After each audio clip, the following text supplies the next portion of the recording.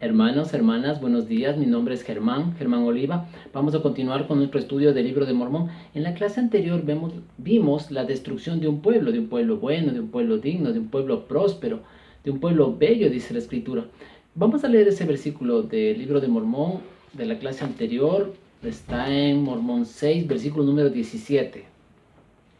Dice: oh, bello pueblo, ¿cómo pudiste apartaros de las vías del Señor? Oh, bello pueblo, ¿cómo pudiste rechazar a este Jesús que esperaba con los brazos abiertos para recibiros? Este versículo estábamos aplicando a los hermanos que se han alejado de la iglesia, aquellos que se fueron. Bueno, ha habido muchos hermanos que se han ido, que se han alejado, menos activos, todos esos que se fueron. Y a veces nos ponemos a pensar de que cómo es que ellos, teniendo un testimonio donde Dios habló a su mente, a su corazón, habló por medio del Espíritu, como a este pueblo dice en el versículo está: rechace a este Jesús. ¿Cómo puede pasar eso? Pero bueno, nosotros no tenemos el consejo, ¿no? No tenemos que pensar de esa forma. Simplemente nosotros, como dice en este versículo, esperarlos con los brazos abiertos para cuando regresen. Yo tengo un amigo que estuvo alejado de la iglesia como más de 30 años. Este chico sí se divirtió. Más de 30 años se fue de la iglesia. Pero lo bueno es que regresó y ahora es uno de los líderes de la iglesia. Lo único que nosotros tenemos que hacer es abrir los brazos para recibiros. Tal vez en ese momento no es el indicado para que regrese, pero tenemos que estarles invitando, ¿no? Orando por ellos para que vengan. Y cuando vengan, hacerles sentir como si estuvieran en casa, como si estuvieran, no, como si no estuvieran solos. Como dice Mormón, que se sentía solo en la escritura cuando este pueblo fue destruido. De hecho, Mormón estaba solo con su hijo. Y no sabemos en qué momento, pero Mormón ya dejó de cuidar de su hijo y su hijo empezó a cuidar de Mormón, su padre. Y estamos entrando a la clase de hoy. O sea, pasó tanto tiempo que ya Mormón llegó a sus últimos días, ya estaba a punto de morir. De hecho, en la clase de hoy estudiaremos el versículo 7, 8 y 9. El capítulo número 7 escribe Mormón, 8 y 9 escribe Moroni. Vamos primero a estudiar el 8 y el 9, las palabras de Moroni, y al último estudiaremos el último capítulo que escribió Mormón en el libro de Mormón. Vamos a leer en el versículo número 1 del capítulo 8. Está hablando Moroni.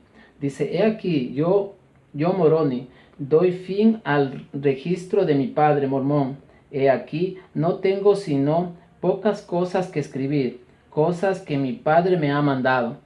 Entonces dice primero que tiene pocas cosas para escribir. ¿Y qué cosas va a escribir? No, las cosas que el padre le dijo que escriba. Esto yo veo como que la buena relación que existe entre un padre y un hijo, ¿no?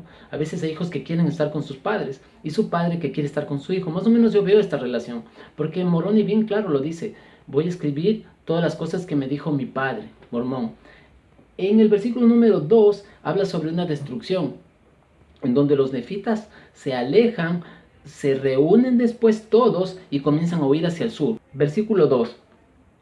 Y sucedió pues que tras la grande y tremenda batalla en Cumora, he aquí los lamanitas persiguieron a los nefitas que se hallaban escapando a la tierra del sur, a las tierras del sur, hasta que todos fueron destruidos. Entonces, ¿qué es lo que pasó en Cumora? Comienzan a huir y después fueron destruidos. ¿Cuántos fueron destruidos? En el versículo está: todos fueron destruidos. Y la mala noticia está en el versículo número 3. Y mi padre también murió a manos de ellos, y yo quedo solo para escribir el triste relato de la destrucción de mi pueblo. Mas he aquí, han desaparecido, y yo cumplo con el mandato de mi padre, y no sé si me matarán o no. Ok, aquí simplemente él se queda solo, es una triste historia. Él se queda solo, por lo menos antes estaba con su papá, ahora ya murió su papá y él está completamente solo, solo en el mundo. Esto también podemos aplicar cuando el hermano de la iglesia que está menos activo regresa a la iglesia y aunque conoce a todos, se siente solo. Hay que hacerle sentir, con los brazos abiertos, ¿recuerdan? Hay que hacerle sentir que es parte de la familia, como el hijo pródigo que se fue. Su papá siempre le estuvo esperando. Cuando él regresa, le espera con los brazos abiertos y le hace sentir que es parte de la familia. Cuando un hermano de la iglesia regresa, mira lo duro que es regresar. Una vez que regresa hay que hacerle sentir como lo que es, parte de la familia, un buen abrazo, etcétera. Dale la bienvenida. Qué bueno que estás de nuevo aquí. Qué gusto verte. Entonces estás aquí, le hacemos sentir como en casa. En este momento, este pueblo está todo destruido. Por lo menos ahora hay tiempo de regresar a la iglesia. Este tiempo, del tiempo de Mormón, ya todo estaba tarde, ya no les alcanzó a regresar porque todos fueron destruidos. Solo quedó Moroni. Y Moroni tenía un mandamiento de su padre, escribir. Lo que yo me imagino es que Mormón, al escribir o resumir todo este grupo de planchas, le dejó unas pocas planchas o un lugar muy pequeño para que Moroni escriba lo último y las esconda bajo la tierra. Es porque él dice en el capítulo número 9, ahora nos hacemos un salto más largo hasta el capítulo número 9, y este es el último capítulo del libro de Mormón. Vamos a leer el versículo número 32. Y he aquí, hemos escrito estos anales según nuestro conocimiento, en los caracteres que entre nosotros se llama egipcio reformado, y los hemos transmitido y alterado conforme a nuestra manera de hablar. Entonces, ¿con qué escribieron? ¿Qué caracteres? En egipcio reformado. Hay una aclaración al 33. Dice, y si nuestras planchas hubieran sido suficientemente amplias, habríamos escrito en hebreo, pero también hemos alterado el hebreo. Y si hubiésemos podido escribir en hebreo, he aquí no habría tenido ninguna imperfección en nuestros anales. Entonces ellos dicen que si hubieran escrito en hebreo, aunque reformaron un poco el hebreo, pero no habrían tenido problema en la escritura, en los caracteres. Lo que me imagino es que tenían tan poco espacio que lo que decidieron es usar los caracteres de ¿qué? ¿Con qué escribieron? De egipcio reformado. Muy bien, el egipcio reformado que nos dice en el versículo número 32.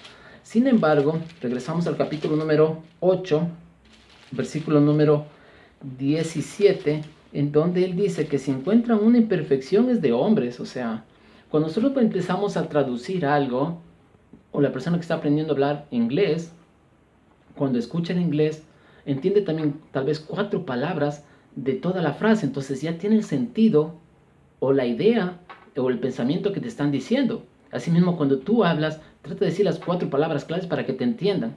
Es más o menos así, como la traducción del libro de Mormón. Dice que tenían problemas en el egipcio reformado o en el hebreo. Dice que si hubiera sido en el hebreo hubiera sido bien, pero en el egipcio reformado tuvieron que escribir porque no tenía mucho espacio. Es un problema de traducción, lo que tenemos en la Biblia, un problema de traducción también, pero no quiere decir que la Biblia sea errónea o equivocada. Quiere decir que hay un problema de traducción, pero simplemente se puede usar porque da el mismo sentimiento o el mismo pensamiento o la misma enseñanza que te da en la Biblia. O sea, simplemente leyéndola. Yo en mi misión usé Reina Valera, la traducción Reina Valera, y todos aceptaban, todo tipo de religión con el cual me encontré, aceptaban Reina Valera, porque era el sentimiento del mismo pensamiento y podías enseñar de la misma forma. Miren, el versículo número 17 dice, y si hay errores, son errores del hombre, mas he aquí, no sabemos que haya errores, no obstante Dios sabe todas las cosas, por tanto, cuídese aquel que condene, no sea que corra peligro del fuego del infierno. Dice aquí que no juzgue, más o menos lo que dice, porque luego aclara en el 19. Dice, porque he aquí, el que precipitadamente juzgue, precipitadamente será juzgado. Entonces no juzguéis precipitadamente, porque de precipitadamente también te van a juzgar a vos. Versículo número 7 nos cuenta en el cual que los nefitas fueron destruidos, todos, y que aún estaban en guerra. Los lamanitas empezaron a pelear entre ellos. Versículo número 8. Y he aquí, es la mano del Señor lo que lo ha hecho. Y he aquí, también los lamanitas están en guerras unos contra otros. Mira, entre ellos también estaban peleando. En el número 10 y 11 nos da otra enseñanza. Dice, y no hay quien conozca la verdad. En el versículo número 10 estamos en el capítulo número 8. 10. Y no hay quien conozca al verdadero Dios. Versículo 10. Y no hay quien conozca al verdadero Dios, salvo los discípulos de Jesús, quienes permanecieron en la tierra hasta que la iniquidad de la gente fue tan grande que el Señor no les permitió permanecer con el pueblo, y nadie sabe si están o no sobre la faz de la tierra. Entonces, ¿de cuáles discípulos están hablando aquí? De los tres nefitas, ¿recuerdan?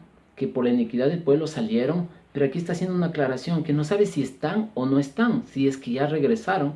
Pero en el 11 es muy claro, cuando dice, mas he aquí, mi Padre y yo los hemos visto y ellos nos han ministrado. Hay más enseñanzas de Moroni por acá. Número 21, en el medio, donde dice, cuando las personas van en contra de la casa de Israel, cuando hablan en contra de la casa de Israel, por ejemplo, en medio, y digan, destruiremos la obra del Señor, y el Señor no se acordará del convenio que ha hecho con la casa de Israel. Tal persona está en peligro de ser talada o arrojada en el fuego. Entonces todas las personas que van en contra de la casa de Israel o en contra de Dios serán talados. ¿Y cuándo pasará esto? Bueno, no sé exactamente, pero sí viene el fin del mundo y luego aclara cuando Jesucristo bajará. Versículo número 26, unas señales previas de la venida de Jesucristo, nos enseña Morón. En el 26, en el medio dice, y nadie puede impedir y sucederá en una época en que se dirá que ya no existen los milagros y será como si alguien hablase de entre los muertos. Entonces, antes de que venga Jesucristo, en su segunda venida, van a decir que ya no hay milagros. De hecho, algunas religiones actualmente ya lo dicen, que no hay milagros. En el 29 y 30 tenemos más enseñanza. Dice, si sucederá, sí, sucederá en un día en que se oirá de fuego y tempestades y vapores de humo en países extranjeros, el 30, y también se oirán de guerras, rumores de guerras, terremotos en diversos lugares. 32, ¿qué es lo que va a pasar? O una señal antes de venida de Jesucristo. En el 32 tenemos otra señal antes de la venida de Jesucristo. En el 32 dice, sí, sucederá en un día en que se habrán establecido iglesias que dirán, venid a mí, y por vuestro dinero seréis perdonados de vuestros pecados. Hay algo más en el versículo número 35, en donde es el tema de la clase, en donde Moroni escribió el tema de la clase. Moroni dice en el 35, he aquí, os hablo como si os halléis presentes, mas sin embargo no lo estáis. Entonces el tema de la clase, he aquí, os hablo como si hayáis, como si estuvieseis presentes. Es como si estuviera hablando desde el polvo, ¿verdad? Así dice él, hacia los que están vivos. En el versículo número 36 dice, y sé que andáis según el orgullo de vuestros corazones. Y comienza a hablar de las personas que no están cumpliendo. Porque dice, yo estoy hablando desde el polvo, pero estoy hablando a las personas que no están cumpliendo. Versículo número 3 dice, seguiréis entonces negando al Cristo y podréis mirar al Cordero de Dios. Suponéis que moraréis con él, estando conscientes de vuestra culpa. Suponéis que podréis ser felices morando con ese santo ser, mientras atormentará vuestra alma una sensación de culpa de haber siempre violado sus leyes. Versículo número 11. Mas he aquí, yo os mostraré a un Dios de milagros, sí, el Dios de Abraham y el Dios de Isaac y el Dios de Jacob, y es ese mismo Dios que creó los cielos y la tierra y todas las cosas que hay en ellos. Entonces él dice, bueno, ok, arrepentirse. Yo les voy a enseñar de un Dios, el Dios de Jacob, de Isaac, recuerden de Jacob, de la casa de Israel. Y eso es lo que también enseña Mormón en su último capítulo. ¿Cuál era su último capítulo que escribió? Capítulo 7 del libro de Mormón. Vamos a estudiarlo, vamos a leer desde el primer versículo del capítulo número 7. Hay bastante enseñanza en este versículo. Dice, y ahora bien, he aquí, quisiera hablar un poco al resto de este pueblo, que ha sido preservado. Sí, es que Dios les conoce mis palabras, para que sepan acerca de las cosas de su Padre. Sí, os hablo a vosotros, un resto de la casa de Israel, y estas son las palabras que yo hablo. Al principio dice, y ahora bien, he aquí quisiera hablaros un poco al resto de este pueblo, al resto de este pueblo que ha sido preservado. Ok, entonces, ¿qué pueblo fue el que quedó preservado? ¿Los nefitas o los lamanitas? Los nefitas fueron destruidos, los que quedaron son los lamanitas. Entonces, Mormón está hablando a los lamanitas, a él le está predicando el evangelio, aunque no le quieran escuchar. Así mismo nosotros cuando enseñamos a un hermano que se ha alejado de la iglesia, le estamos enseñando, aunque él no quiere escuchar, bueno, ahí le damos una cuñita de la iglesia, ¿verdad? Le estamos enseñando. Entonces, esto fue escrito a los lamanitas. Esto me recuerda a algo que dijo el presidente Kimball, que los lamanitas florecerán. Basado en Doctrina y Convenios 49, 24 dice, pero antes que venga el gran día del Señor, estamos hablando otra señal más de la venida de Jesucristo. Jacob prosperará en el desierto y los lamanitas florecerán como la rosa. Entonces una señal más, que Jacob va a prosperar sobre la tierra, sobre el desierto. ¿Y qué es Jacob? Jacob es Israel. ¿Y qué dijo Russell M. Nelson en la última conferencia? Que Jacob quiere decir Dios prevalezca. Dios prevalezca, entonces prevalezca en el desierto. Y otra señal más es que los lamanitas florecerán. Y a eso es lo que quiero referirme. Lamanitas florecerán. Florecerán. Versículo número... Y bueno, ¿y un país lamanita? ¿Quién es un país lamanita? Ecuador es un país lamanita. Perú, Bolivia y algunos países de Centroamérica. Todos ellos son países lamanitas. Y de estos países lamanitas, ¿cuál es el centro de los lamanitas en el Ecuador? Otavalo. Muy bien. En esta semana yo estaba escribiéndome con un gran amigo de hace mucho tiempo, Giovanni Enríquez. Y yo le decía, ¿te acuerdas cuando éramos más jóvenes que nosotros pensábamos en el templo de Quito? Y sí lo veíamos muy, muy lejos, eso, lejano. Pues ya mismo están construyéndole, ya pronto estará el templo de Quito. Así mismo pasará. En algún momento habrá un templo en Otavalo, probablemente. No sabemos cuánto tiempo. Pero lo que sí es cierto, versículo número 25. Sión florecerá en los collados y se regocijará en las montañas y serán congregada en el lugar que... En el versículo número 1, regresando a Mormón, capítulo 7, versículo número 1, cuando dice, sí, os hablo a vosotros, un resto de la casa de Israel, ¿no? A todos, no solo los lamanitas, a todos, un resto de la casa de Israel. Y estas son las palabras que yo hablo. ¿Qué palabras son las que habla? Esto, el libro de Mormón.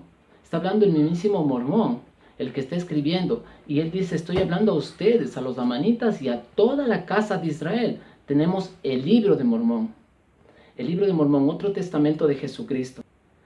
Aquí tenemos el libro de Mormón, un libro de Mormón. Entonces, esto fue lo que enseñó, ¿quién? O escribió Mormón para quién, para los lamanitas también y toda la casa de Israel. Hay un discurso muy bueno de Russell M. Nelson cuando sirvió el quórum de los 12 apóstoles, cuando él era presidente del quórum de los 12 apóstoles.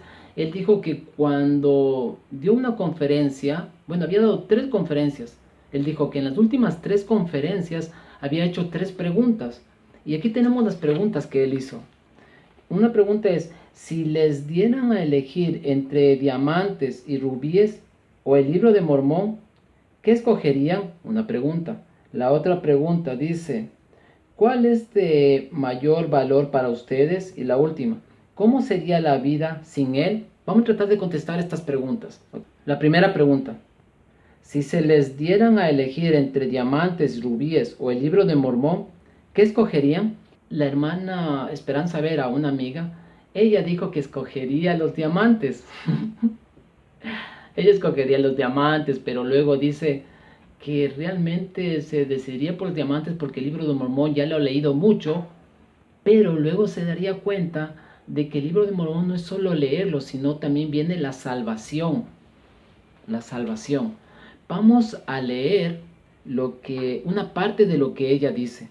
Dice, incluso pensé, si me hacen escoger entre el diamante y el libro de Mormón, como ser natural, diría, quiero el diamante. Incluso puedo pensar y decir, en mi debilidad, Ya lo he leído muchas veces, o sea, el libro de Mormón. Escogeré el diamante con signos de admiración, pero en realidad no es para leerlo solamente, es algo más que un diamante, es una vida eterna, es volver a la presencia del Padre, es mi fortaleza en esta vida, es mi consuelo, es mi guía, es un testamento, es un testimonio de Jesucristo.